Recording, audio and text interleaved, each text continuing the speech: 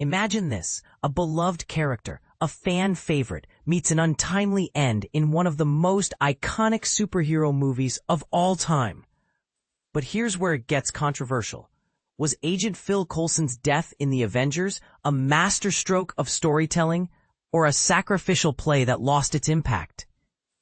Let's dive into the surprising origins of this decision and the ripple effects it had across the Marvel Cinematic Universe, MCU. The Avengers is often celebrated for its light-hearted banter and fun interactions between Earth's mightiest heroes. Yet, amidst the laughter and action, there's a moment that still tugs at the heartstrings: the death of Agent Coulson, Clark Gregg. Introduced in Iron Man and making appearances in Iron Man 2, Thor, and several Marvel one-shot shorts, Coulson wasn't a headliner, but he was a familiar face, a bridge between the heroes and the audience. His absence was felt, and his death was a gut punch that added emotional weight to the film.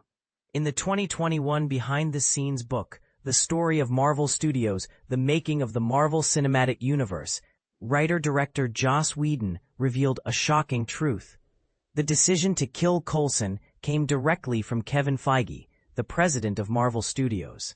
Feige, known for his strategic vision, reportedly mandated Coulson's demise during pre-production. And this is the part most people miss.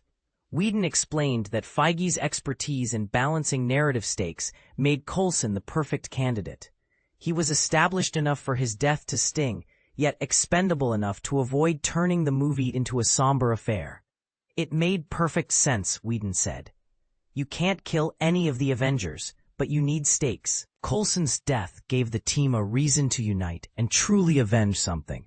His sacrifice became the emotional low point of the second act, a crucial element in any superhero story, and the catalyst for the Avengers to finally come together and defeat Loki. But here's where the waters get muddy. Did Marvel undermine Coulson's death with Agents of S.H.I.E.L.D? Just over a year after the Avengers hit theaters, Coulson was resurrected in the TV show Agents of S.H.I.E.L.D, co-created by Whedon himself. While the show was a hit, running for 7 seasons, Coulson's revival left some fans scratching their heads. Was it a clever twist or a betrayal of the emotional impact of his death? Whedon defended the decision, arguing that Coulson's resurrection was a TV-only narrative, separate from the MCU movies. We can bring him back on the show, but the movies must remain untouched, he said. Resurrecting a beloved character in a sequel would be the worst thing we could do. However, this stance is complicated by Captain America the Winter Soldier 2014, which resurrected Bucky Barnes, a character whose death in the first Captain America film was equally tragic. Is this a double standard or a necessary bend in the rules for comic book adaptations?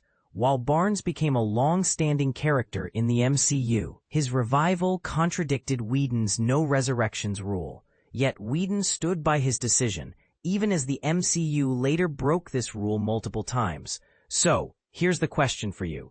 Did Coulson's resurrection in Agents of S.H.I.E.L.D. diminish the impact of his death in the Avengers? Or was it a clever way to expand his story without undermining the movies? Let us know in the comments. This is one debate that's far from over.